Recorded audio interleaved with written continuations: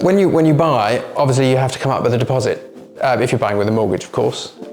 So that is a significant barrier for a lot of people. You need to come up with 60, 70,000 pounds to put down as a deposit on average, which is very, very difficult. However, if you're paying a mortgage, your mortgage is likely to be a lot less than what you would pay on rent, which is a real problem for renters, and one which actually, Chris and I have wondered why there isn't a better solution to this when there's a history of a tenant paying rent at a certain level for so many years.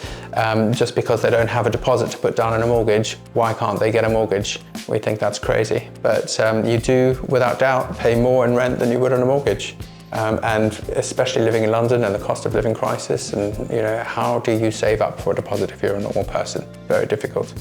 The real cost of renting versus buying, well, the first obvious one is that you're not actually enhancing your property wealth. You're spending money that is not going to be recovered. There is a balance, because if you own a property, then obviously you've got to pay for all the maintenance and the upkeep and all the other running costs. And with the markets being flat, it's been difficult to realize any appreciation if you're in the sales market.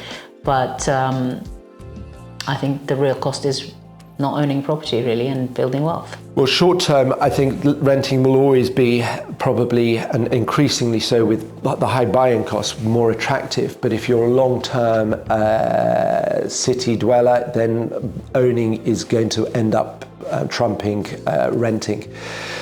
For the very good reason, people will never feel as settled within their own homes or within a landlord's home as opposed to their own home. The costs of buying in are much higher, but with rents going up and up and up, that is obviously erodes the buying costs. So people are still wanting to buy as much as before. It has to surely be the frictional cost of trade. Tax, why would you buy something and pay 15.5% when you can spread 15.5% over a period of time and have no exposure to it?